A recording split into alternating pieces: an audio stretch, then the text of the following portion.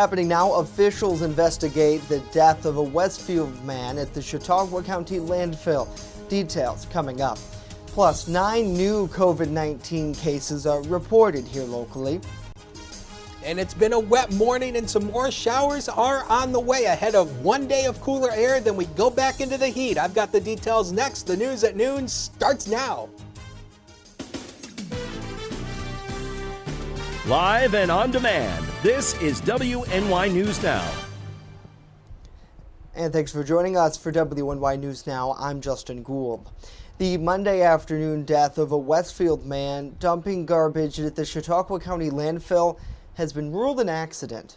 The Chautauqua County Sheriff's Office says 56-year-old Scott Deming was standing behind a large pile of garbage and debris he had just dumped from his truck around 1:30 in the afternoon before he was killed. Deputies say a bulldozer operator at the landfill did not know Deming was standing behind the pile when they started to push it into a debris pit. Investigators say Deming was struck by the bulldozer and later pronounced dead at the scene by emergency personnel. The sheriff's office says he worked for an independent commercial business that was using the county's facilities. They say their investigation is continuing. However, they are not expected to press charges against the driver of the bulldozer. The Chautauqua County Office of Emergency Services, Sinclairville Fire Department, and County's Coroner's Office assisted at the scene. Meanwhile, Chautauqua County health officials reported 9 new positive cases of COVID-19 stemming from Saturday to Monday. Here's an updated look at the COVID-19 case map. Of the 9 new cases, 1 is a person under the age of 18, a young woman, 1 man and a woman in their 20s, a man and woman in their 40s, 2 women in their 60s, and a woman in her 90s. Now, this brings the county number of confirmed cases to 240. Of those, only 15 active. Additionally, over 100 people are under mandatory quarantine or isolation orders here locally. There are also now over 1,000 people under the state's domestic traveler quarantine for having arrived to the county from a state listed on New York's travel advisory list. Well, we've now passed 2 grim benchmarks in the coronavirus pandemic here nationwide. More than 155,000 people have died from the virus and more than 4.7 million have been infected. This as lawmakers remain divided on a new stimulus package. Whitney Wild has the latest from the White House. Lockdowns do not prevent infection in the future. President Trump saying America won't turn back to a lockdown as death rates are now on the rise in at least 30 states. This as Dr. Birx warns that rural areas will be just as hard hit as urban areas. She's saying is a new phase is because throughout the country, when you have community spread, it's much more difficult to get your arms around that and contain it. The president now signing an executive order on improving rural health and telehealth access. We ensured that Medicare covers telehealth visits at no additional cost. That's no additional cost. And co-payments can be waived for telehealth services. When it comes to a new stimulus aid package for Americans struggling during the pandemic, still no deal. Both House Speaker Nancy Pelosi and White House Chief of Staff Mark Meadows describing Democrats and Republicans as far apart. Now ECS is taking aim at the Carolinas, putting storm shelters to the test. Shelters will screen people for coronavirus symptoms. If someone has COVID-19 or shows symptoms, they'll be directed to a sheltering option for isolation or medical attention. Shelters will have PPE and will honor social distancing. At the White House, I'm Whitney Wild reporting. Whitney, thank you. New York State Senator George Borrello is seeking answers for those who have lost loved ones in nursing homes due to COVID-19. Borrello yesterday watched the presentation from State Health Commissioner Howard Zucker.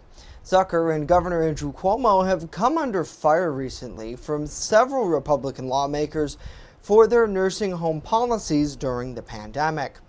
Now, we asked Borrello this morning whether or not he believes that Governor Cuomo's administration is responsible for the deaths.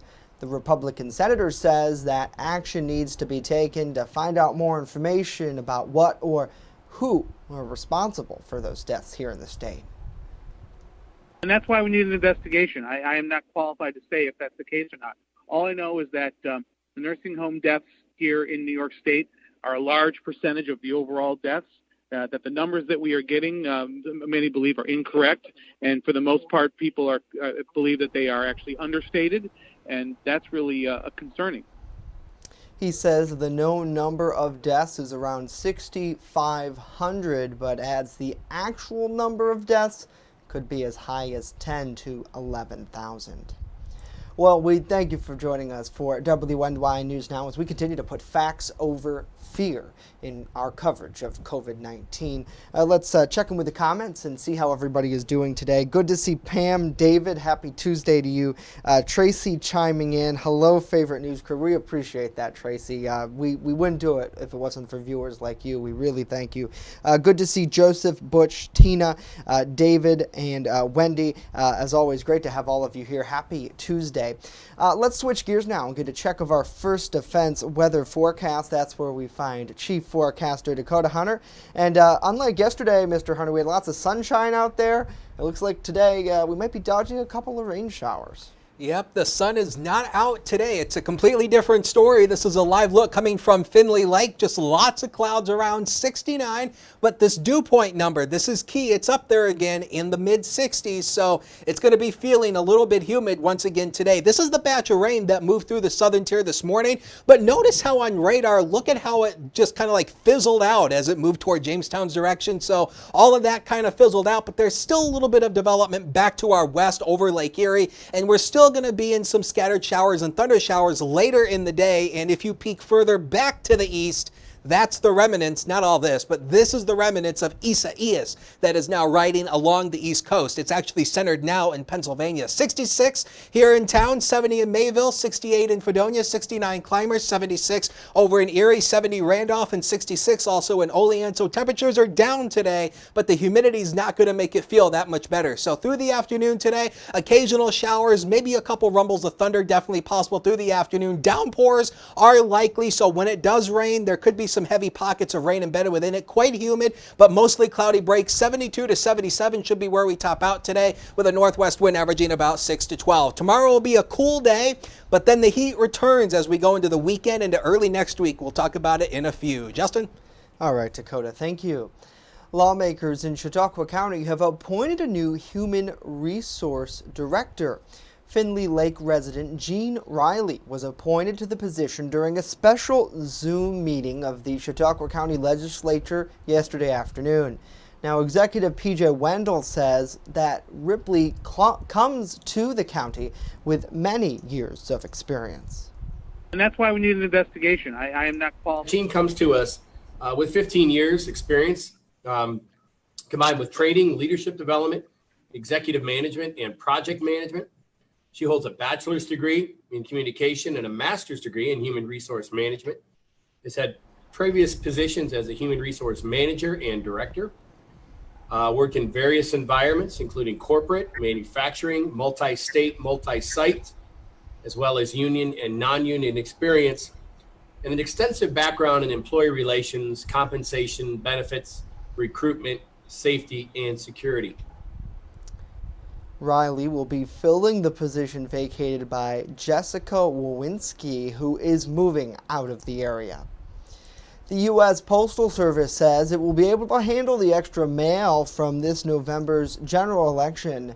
The statement comes after President Trump suggested that USPS may not be able to deal with an expedited increase in mail-in ballots. Now, mail deliveries have recently slowed down by at least 2 days in some places, but workers are blaming new procedures pushed by the Postmaster General. Those delays are raising fears that some ballots may not reach election offices in time if problems are not fixed. The post office for many, many years has been, run in a fashion that hasn't been great workers and everything, but they have old equipment, very old equipment. And I don't think the post office is prepared for a thing like this. Now, USPS has said it will run out of money by September if it doesn't get emergency funding, but the Trump administration recently blocked money approved by Congress. Instead, the White House demanded reforms within the organization in exchange for loans. Coming up, New York Governor Andrew Cuomo extends the Child Victims Act, and later, booze-infused ice cream is okayed. We'll give you the details on all of that as WNY News Now continues.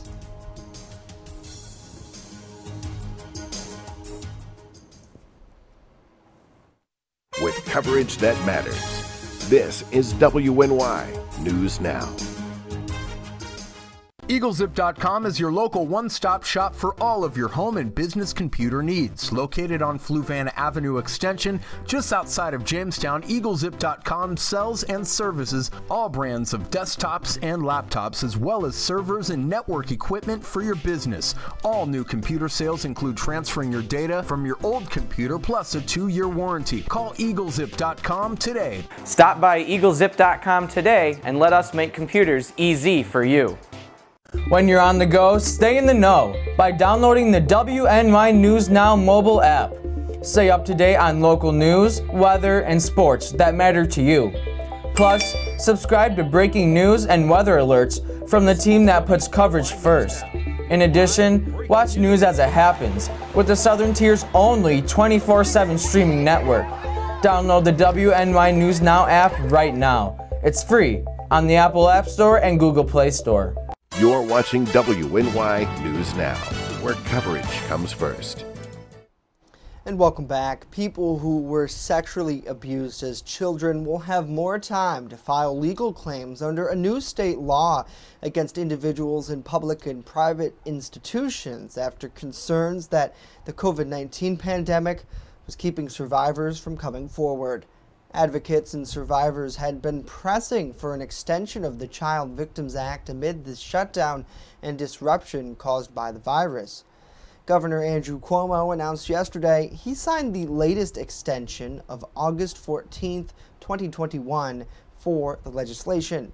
Now, the law lifted the statute of limitations even for allegations that were decades old, initially for a filing period of 1 year.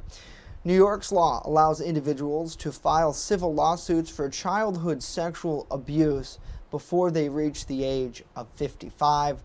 The original deadline for those making claims under the Child Victims Act was August 14th of this year.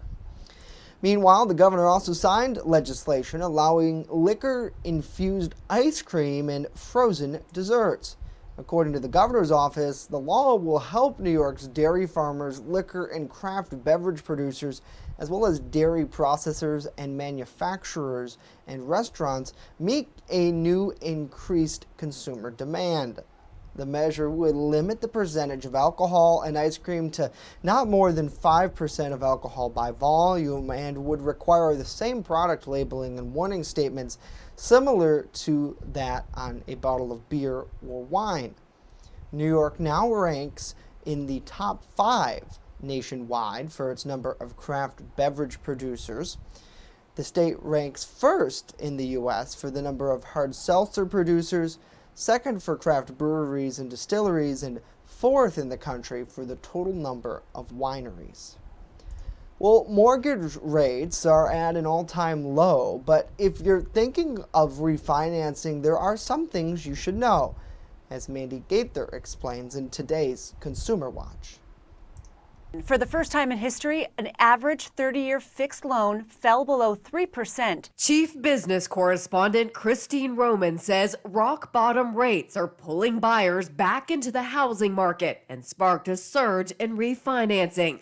But if you're thinking of refinancing, know this. It's generally worth it if the new rate is about 1% lower than what you have now. But it's not just about the rate, it's also about the fees. A refi usually costs about 2 to 3% of the loan amount. Shop around because there's huge variation among lenders. Then take the total fees, including closing costs, title, appraisal, and divide by your monthly savings. That tells you how many months until you break even on the refi. So should you wait in case rates drop further? Roman says it all depends on the health of the economy. Bottom line, there's room for mortgage rates to come down further. Some experts say 2.5% or even lower is possible, or they could just stay where they are for a while. Roman says the rates probably won't come roaring back until the economy does. And that may not happen until the coronavirus recession turns into a solid recovery. For today's Consumer Watch, I'm Mandy Gaither. All right, Mandy, thank you. Now, if you're not the best about eating super healthy, don't worry about it. We won't tell. But here's the thing. Your hair might. Scientists say they can figure out what a person eats just by testing their hair. Researchers from the University of Utah collected hair from barbers and salons from 65 cities nationwide and tested the chemical tracing in it. Now, here's what they found. On average, 57% of U.S. diets are made up of animal protein like meat and dairy. And in zip codes with lower socioeconomic status, they ate more of it. There was even a connection between the cost of haircuts and someone's diet. The cheaper the cut, the more animal protein the person likely ate. Now keep in mind, prior studies say diet rich in animal protein instead of plant-based diets are linked to more health problems like heart disease. Certainly an interesting study, and one of the biggest things I remember from getting out of this COVID shutdown a few months ago was the race to get your hair cut, because for a lot of people that was not an essential service. And Dakota, I remember here for us, we were getting pretty scruffy, both in the beard and, for me, mainly, and in the hair, in that I just kind of let it go. I was like, you know what? We're all in this boat together. I'm not going to shave anything. And like literally the day they got the okay that afternoon, I had an appointment and I got a good trim, and it feels good. You have special privileges because the weather people are not allowed to have beards. They tell us no. I don't remember anybody telling you no.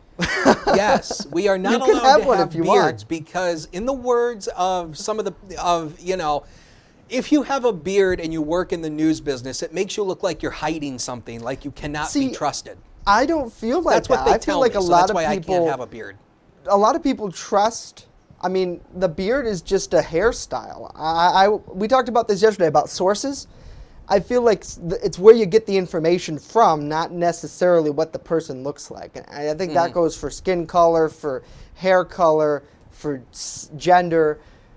So I don't know. I mean, if you want a beard, go for it. Well, they told me I'm not allowed to have a beard, so I can't. Well, if I cut my beard, I do have it a little bit better because I don't ever go to a hair salon to get my hair cut. My dad does it. My dad has the buzzers and everything. So that's why you looked really good throughout the pandemic, because you had special treatment. Yep. I should have went over to Dakota's house. It was like people locally went to these back room barbers to get their hair cut. It was like you're going to a speakeasy, like, whoa. Yeah. You gotta something go illegal going on, night, you know? Yeah. Yes. Well, I think I read somewhere that, hair clippers were like, becoming like a popular item. A lot of people were buying like the hair clippers, the do-it-yourself haircut kits and whatnot. That was becoming a popular item. I think I heard a lot of people were doing it themselves. But although I've learned I am never giving myself a haircut because I screwed my hair all up when I was a sophomore in high school. I took a pair of scissors, went into the bathroom, and yeah, there was bald spots all over my head. Anybody who went to high school with me when I was a sophomore remembers that. All right, talking about this, we got the official numbers in July 2020 in review. We are July ranked as the 7th warmest July on record, dating all the way back to 1895. The average temp for the month was 73.1 degrees. We had over 7 inches of rainfall. That is over, I believe, 2 inches above normal. We had 7 days where the high temperature was at 85 or above. And the most depressing part, we lost 45 minutes of daylight throughout last month.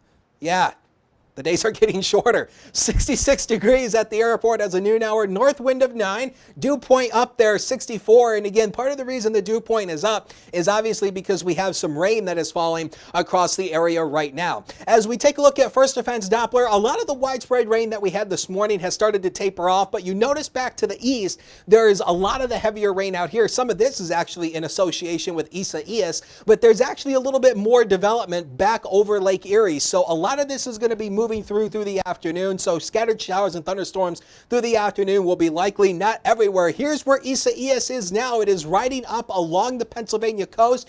The center is actually near Philadelphia right now. This thing is flying through here north-northeast at 35 miles per hour. That is the sustained movement speed of the storm. 70-mile-per-hour winds with a 90-mile-per-hour gust. And the forecast track, and actually this yellow box is a tornado watch, by the way, for portions of New York City and portions of the East Coast. This thing is going to ride basically along the Hudson River Valley, and then it's going to come up into Canada and then go whoop way up into Canada, and this thing is flying through here. But if you notice how the center is here, the rain is here. So again, this is the same thing we've been telling you about how impacts from tropical systems are felt several hundred miles away from the center. So again, this is out to the east, but we're actually in some of the cloud cover from it, which is something we told you last week was a possibility. We might get some of the clouds. Here's a future scan for you. A lot of our rain today is actually from a system that's actually coming our way out of the northwest. So scattered showers and thunderstorms will be likely through the afternoon. Any one of them could contain some heavy rain as well. That continues tonight. Tomorrow, a few showers. I don't know. A few showers will be likely tomorrow, but it turns much cooler tomorrow. Temperatures will go way down into the lower 70s. And here's Isaias for you just to show you the actual track of that. Let me back that up because that didn't. Okay, here we go. Now watch it. There it goes. Now it goes up there. That's what happens when you hit the button one too many times. But that will go way up into Canada and become a threat up there and then ultimately become post-tropical. So here's where we go for the high temperatures today. Zone forecast. The inland areas today likely lower to mid-70s here, although some of these numbers might be a bit overdone here because there's not going to be a whole lot of sunshine, although Warren may top 77 degrees. How about the future? Next 7 days on the screen now. Our average high tomorrow will be 70. Wouldn't be a bit surprised if some spots actually stay down in the upper 60s all day. 77 on Thursday, just a super duper day. A summer gem on Friday, 79. Here comes the heat and humidity for the weekend. Into early next week, temperatures will be going back into the lower 80s. We'll take a break and be right back. Don't go away.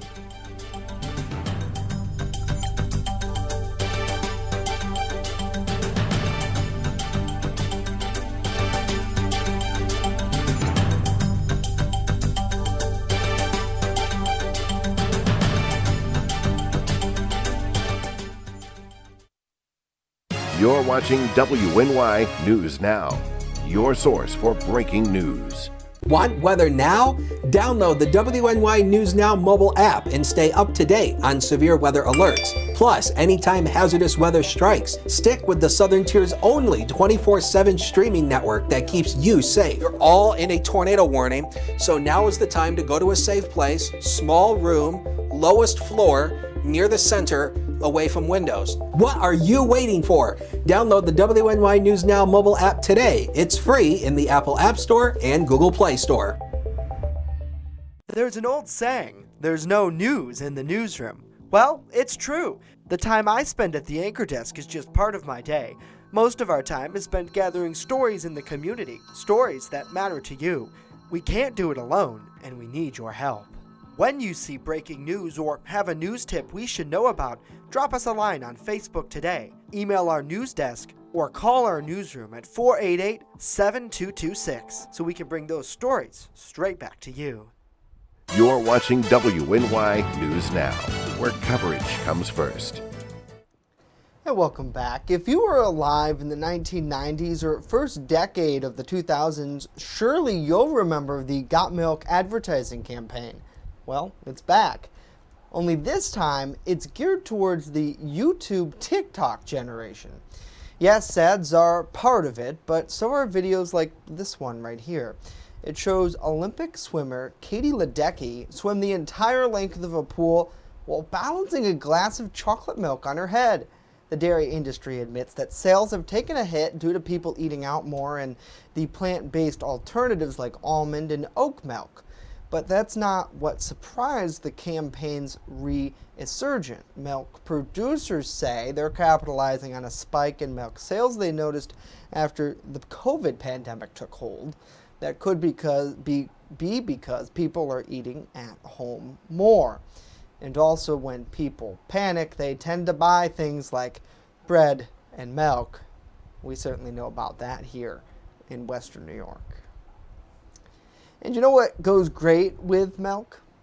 Chocolate chip cookies. Today is a national holiday to celebrate one of our nation's favorite treats. National Day calendar credits Ruth Graves Wakefield with creating the first chocolate chip cookie back in 1937.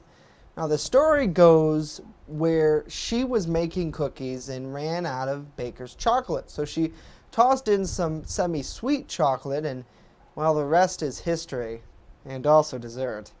Her legacy lives on through Nestle Toll House's brand of chocolate chip cookies. Looks good. I could definitely dive in to some of those cookies. And cookies and milk, nothing better than that. Chocolate chip cookies, they're my favorite kind of cookie. I could devour those things all day long. Yeah. Chocolate chip, they're my favorite. It's a classic, but come on. Yeah, they're some of the best. You can't do better than that. And you know, I love, my grandmother makes the best chocolate Grandma chip. Rosie. I think, yeah, Grandma Rose. I think everybody probably says that though, right? About their grandparent. They're like, oh yeah. It's just the memories, the smell. I wasn't alive. Well, I don't want to get too personal, but you know, by the time I was born, my grandmother ultimately couldn't really walk much anymore. Yeah. And so a lot of the cooking in my grandmother's household went to my aunt because my aunt lived, you know, with my grandmother. So she did a lot of the cooking. Your dad is, in addition to being a barber, excellent cook. I mean, he made some Christmas cookies last year. I'd give my arm for those cookies. I mean, they were really good. Yes. I mean, you know, my dad, I mean, it's very interesting because I don't cook. I do not cook at all. My idea of cooking is putting something in a microwave. Yeah. That's my level of cooking. Well, you get by. So, yeah, so, you know, my dad does all the cooking and, you know, he makes, and, you know, my dad has a homemade spaghetti sauce that's been in the family for generations, and, you know, banana nut bread and zucchini bread, you know, all these secret family recipes my dad has. And it's like, you know, my dad's the baker, my dad's the cooker. So, well, we'll have to hook Dakota up with a chef or something because you'll need it. So if anybody knows a good chef out there, send him Dakota's way. Well, you know, I've said it before. I spent a lot of my childhood watching Food Network. You would think I would know how to cook from watching Emeril Lagasse and Rachel Ray. You know, no. During COVID, my girlfriend and I really dug into Guy's grocery games. I love Guy Fieri's restaurants, diners, drives, and dives. Well, Triple G, Guy's grocery games, great show if you're looking for something out there. So Food obviously Network is they not were a sponsor, pre-recorded. although Food Network, if you're watching, if you'd like to sponsor us, we could do a segment. We could get a top-named chef in here. Yes. Rachel Ray, Martha But please Stewart. don't be Bobby Flay, please. Right. Anyway, tonight, 57 to 64, not as mild or muggy, but a few showers will be around through the night tonight. We turn much cooler tomorrow, lower 70s, and then the heat returns as we go into the weekend, into early next week. Jay? All right, Dakota, thank you very much. Got to say hello to Renee. Thanks so much for joining us. Great to see you as always. Good to see TR, Andy, Lakeith, and Brianne as well. Hopefully everybody's having a good day. We appreciate you sticking with us. That's going to do it for us today. We'll leave you with a live shot over downtown Jamestown. As Dakota mentioned, a few clouds out there and maybe a couple rain showers this afternoon. Of course, if you missed anything we talked about, don't worry. The show loops 24/7 on Facebook Watch and on our 24-hour streaming network at WNYNewsNow.com. We remind you, when you're on the go, you can stay in the know by downloading our mobile app. Just search WNY News Now in the Apple App Store and Google Play Store. Have a great day. See you tomorrow.